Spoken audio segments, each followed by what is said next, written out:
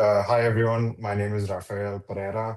I'm the managing partner at Nuts, which is a creative industries focused law firm in India, and I'm the executive trustee of India Music Exchange, which produces India International Music Week, which is the country's premier global music showcase festival and conference that Anna just mentioned, happened about 2 weeks ago.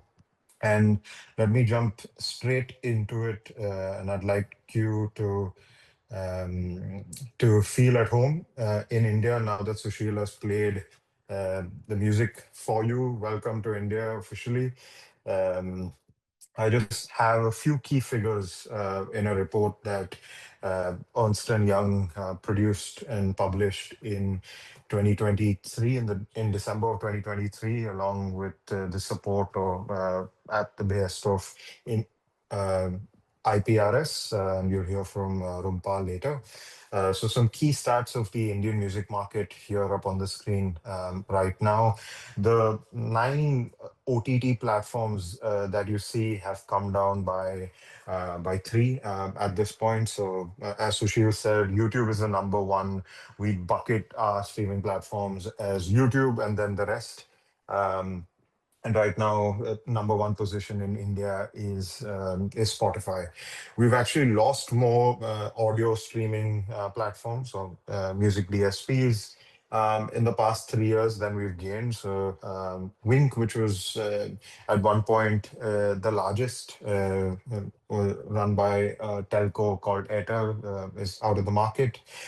TikTok Music had a service called Reso in India, also at one point number one. Um, and then we had Hangama, which is kind of the oldest service run by an Indian conglomerate, shut down as well last year. Um, but rather than painting a sorry picture of the market, what I wanted to demonstrate was uh, anything can happen in the Indian streaming market. All of these services were at number one in the past 2 or 3 years. We have, as a market, we've been trying to transition from the freemium or the ad supported subscription model to the premium model where subscribers pay, and more subscribers pay and shift to consume music behind a paywall. And we've seen a friction over the past 2, 3 years. At this point, the only Indian streaming service that is completely behind a paywall is, as Sid mentioned, Ghana. And that is the, Ghana, along with JioSaavn, are the two Indian audio only streaming platforms at this point. I'll quickly move to give you a bit of history of the Indian music market. Um, the recorded side of the business was the first to develop, right? And the reason that is so is because when music really was brought to Indian audiences, Indian music was only viewed as a product. And so I'm going to speak about 3 phases today, the first of which is music as a product. And during this phase, the gramophone company, um, his master's voice and gramophone company were trying to sell gramophones beyond the English or the Anglo-Indian community in India. And to do that, they needed Indian recordings. And therefore, they commissioned Indian recordings or started to record Indian artists. And because of that legacy, the recorded side of the business was developed first. And therefore, the publishing side of the business was lagging, and as up until now, also has been playing catch up. Now, if you think about the Indian recordings that were put out there, also these were artists that were recording folk songs, that were recording devotional songs, that were recording classical songs at that point, and this was used as a means to attract Indian audiences into buying gramophones, and thereafter into buying vinyl itself. And therefore, I would classify this phase as music as a product. The next phase was music as a byproduct.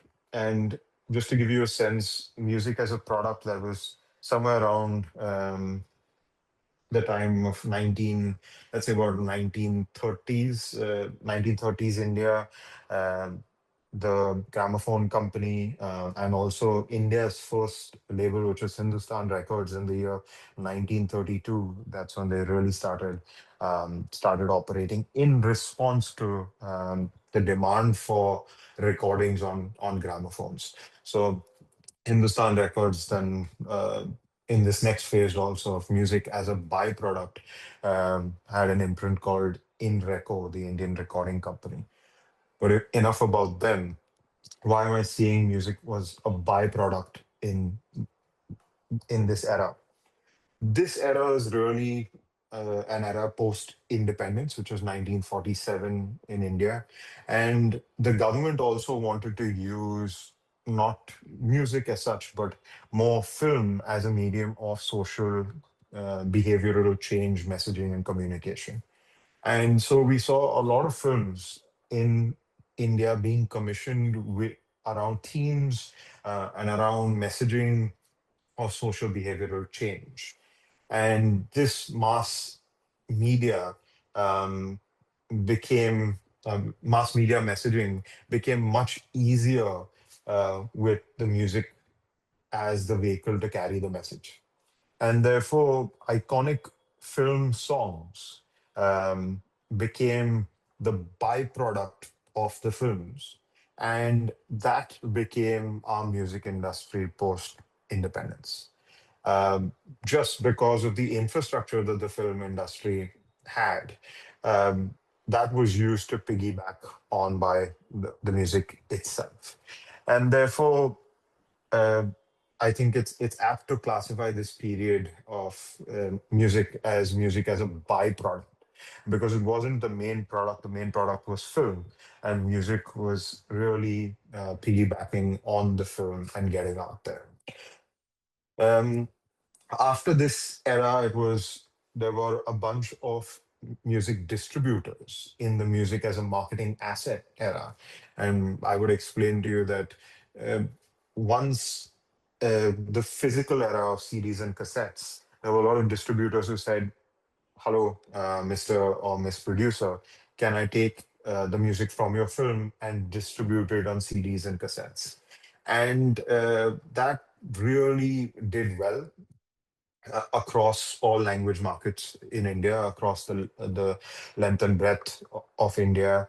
CDs and cassettes of music from these films did well, and that then went on to other independent cassette and CD distributors or labels, creating what we know today as, or what we refer to as non-film music, using this infrastructure that they had created to distribute film music. But then the distributors, the distributors understood that they could be labels, and what was really working for them was their distribution network, and therefore they chose to make their logos into labels or imprints. And they understood the value of copyright of this music way before the producers could understand it. And what the producers saw, instead of music being a byproduct, they saw music as a marketing asset for their films. So, and this tradition kind of continues, this phenomenon continues today, where you see film music being released along with the music video prior to the film, and that's kind of a way to entice audiences, to give them a tease of what the film is going to be about, what they can expect in the film. Apart from the trailer and the promo, the music video or the first single that drops from the film, that really tells an audience whether this film is worth going to a cinema for or not. I mean, more often than not, the music still succeeds and the film doesn't. But that that just shows you the power that that music has as a marketing asset for filmmakers even today in the Indian market. I've got this quick snapshot of how the revenue flows in the market today.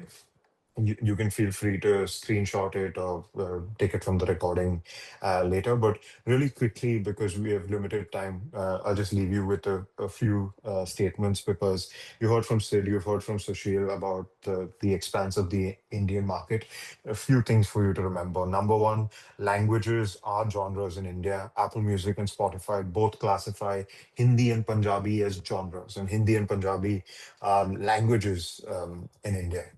When you speak about Indian music, or you want to speak about a part of the Indian music industry, you need to be very specific. And I know you don't really classify things in Finland as film and non-film.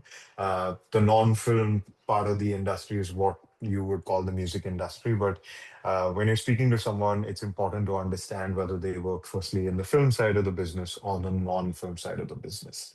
And then you can get into the language, whereas Bollywood is in Hindi, right? And we have, like Sid said, multiple regional language markets. And therefore, it's very important for you to understand that if you're talking to an Indian artist for collaboration, you need to be very specific and say, okay, I'm looking to work in hip hop, in the non film space, in the Tamil language or the Punjabi language.